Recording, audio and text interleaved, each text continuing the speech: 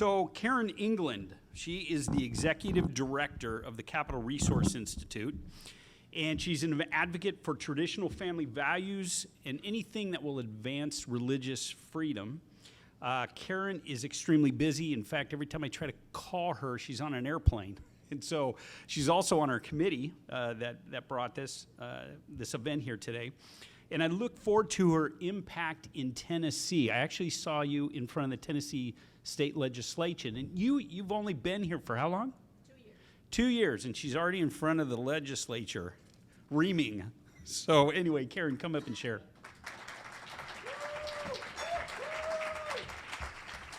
Thank you to all my family members that just gave me the woo-woo. In addition to that, I can assure you that I will not come to your church and preach even for money. So you're off the hook. You don't have to invite me. We're all good there.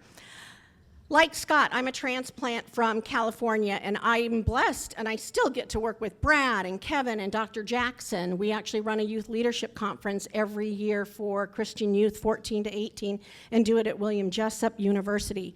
I also think that having really fitted sheets for a dorm bed when you're a grandma is really important to get a good night's sleep. So I'm going to start by reading some headlines.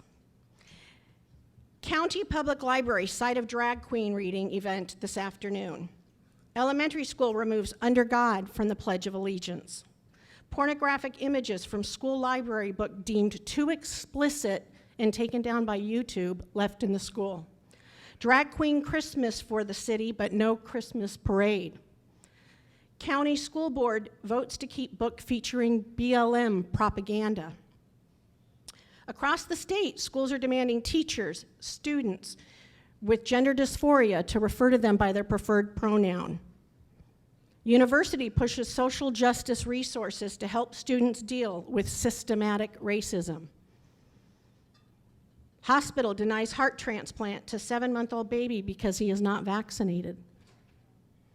Church hosts, this was 2018, church hosts Youth Summit on reproductive rights and justice with the mantra, your body, your rights, it's your life.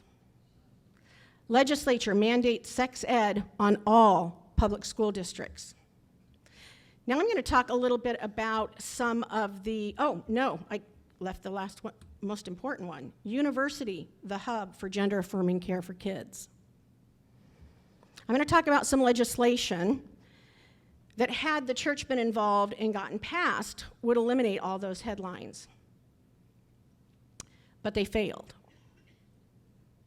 Parent Bill of Rights, it failed the legislature. This is a bill that would allow parents to have the names of instructors, the titles of every book, curriculum, have a say before any field trip, or they join student clubs. A right to privacy that would say minors won't be in the restroom or women won't be in a restroom with men, that sex is not assigned at birth, but it's what's on your birth certificate. Another bill failed, saying you can't give monetary assistance for elected taxpayer dollars for elective abortions. Another bill that failed requires the would have required the governing body of every school district in the state to adopt a written policy prohibiting the teaching of anti-Semitic concepts. At Capital Resource Institute, we've been around for 35 years. I've been there for 22, and we have sought to hold back the tide of this onslaught in our culture against families and the church. These are the very foundations of our society. It was God that ordained the church and the family. Unfortunately, we've heard today how government has been intruding and on a high assault, speeding very quickly as we woke up during COVID, that they're coming after us and our kids, our families, and our church. So again, we've been around for a long time in California, and it might be a little shocking to you that all of the headlines, every single one of the headlines I read to you, is from Tennessee. Clarksville, Sumner County, Nashville, Vanderbilt.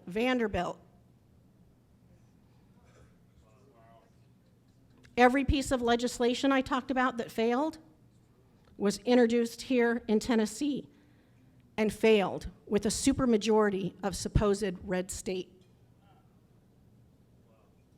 Okay, they think no one's looking, and they think the church is going to be silent about it, and we need to be silent no more.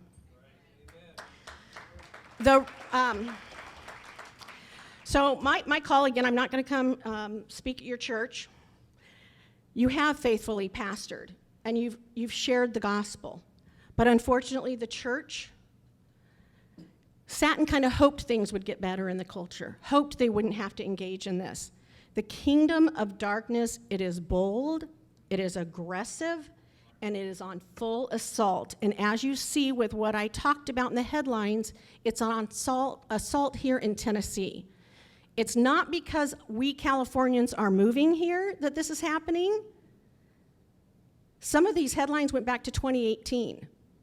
I want to help stop it from happening and put some of these protections into law.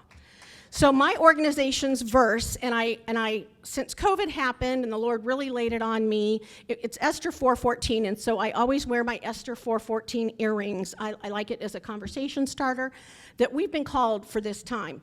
But I want to read the whole Esther 4:14, because this is key for pastors and leaders. It starts off with, "For if you remain silent at this time, relief and deliverance for the Jews will arise from another place, but you and your father's family will perish." And who knows whether you've been called for such a time as this. So I'm imploring you to not be silent. Our organization exists to help the families that you are shepherding with what we coordinate with Brad and Pacific Justice Institute. What are their rights? How do they handle it? How can we handle a parent getting obscenity out of the classroom? How can you as citizens, there is no lobbyist for the family. That's us. How can we equip you to let your voice be heard in your government? And I'm going to leave you with a somber warning, and it's exhortation, it's to all of us, and it's from a pastor in the 1800s. "Brethren, our preaching will bear its legitimate fruits. If immorality prevails in the land, the fault is ours to a great degree. If there is a decay of conscience, the pulpit is responsible for it. If the public lacks moral discrimination, the pulpit is responsible for it. If the church is degenerate and worldly, the pulpit is responsible for it. If Satan rules in our halls of legislation, the pulpit is responsible for it. If our politics become so corrupt that the very foundations of our government are ready to fall away, it's the pulpit that's responsible for it. Let us not ignore this fact, and my dear brethren, let us lay it to heart and be thoroughly awake to our responsibility in respect to the morals of this nation. And that was Reverend Charles Finney in the 1800s. Thank you, and God bless you for being here.